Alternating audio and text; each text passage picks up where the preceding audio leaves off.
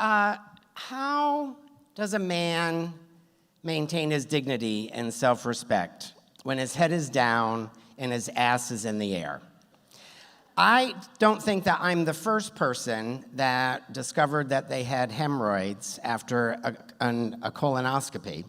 But I am a little unique in that I decided to not do anything about it for years. And that was because I sort of feel like a trip to a proctologist is basically an exercise in humiliation and embarrassment. So my appointment was on a beautiful fall morning, not unlike today. I got there bright and early. I was really lucky that I knew the receptionist. I had worked with her 10 years ago, hadn't seen her since. She said, "Oh, Kevin, it's so good to see you." I said, "Yeah, it's good to see you too, Diane. How have you been?" "Good. What are you here for?" And I said, like an appointment. And she said, "Oh, right. Oh, sorry. Please have a seat." So I had a seat, and I was torn between, colon health or Cancer Digest. I wasn't quite sure what reading material to take on.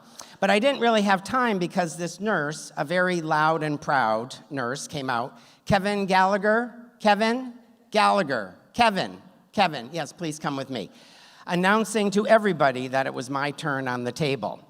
Now, I have to tell you, if you've not been to a proctologist, the tables are different than in the regular doctor's office. Like, obviously, it's a flat surface where you take off your clothes, put on your Johnny with the back open, they do your temperature and your blood pressure, blah, blah, blah. But then you lay on the table, and the back end of the table goes down, and then this little kneeler comes out, and then the whole thing goes like this until your butt is in the sky. And it was in that position that I met the proctologist, Dr. Hyman. Now, he was a perfectly lovely man. Had kind of a nice round face, beautiful blue eyes, soft, quiet voice. Reminded me more of a pediatrician than a proctologist, but then I don't really know what proctologists look like, like Mitch McConnell or I don't know. Kevin, I'd like to introduce you to Tracy. Tracy is a medical student who will be joining us today. Hi, Tracy. Welcome. Because at this point, I'm really not in a position to argue. My face isn't even involved in the conversation. So he takes this nice steely anoscope and goes in. "I see you have a couple of hemorrhoids." I said, "Yes, we knew this before I came in, doctor. What are we doing about them?" And I said, "Are you doing surgery?" No, we don't want to do any surgery back here. Too messy. "I'm going to do something called a rubber band ligation." And I thought, okay, I'm kind of curious, but really I just want this day to be over, so do whatever you have to do. And in terms of a procedure, it was both quick and painless. So the table rights itself. I turn around to sit up to listen for my aftercare plan, and I go down, completely blacked out. And so I'm laying on the floor, opening my eyes. Dr. Hyman is holding me in his arms with his big smiley face.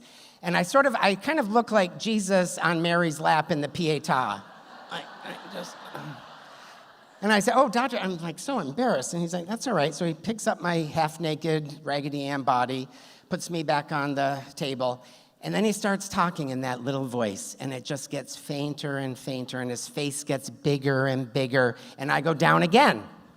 This time I wiped out the medical waste basket, the red one, off the wall, so there was stuff all over the place. But when I woke up and I had the smiler holding me, I said, "It's your face. Your face is making me faint. Get your face out of here." And he left. And so the nurse comes in, and she said, "This happens all the time. It's a vasovagal response." She gets me up. I said, "Well, I don't think that's all of it. I didn't have any food today or last night because I didn't really know what we were doing in here today."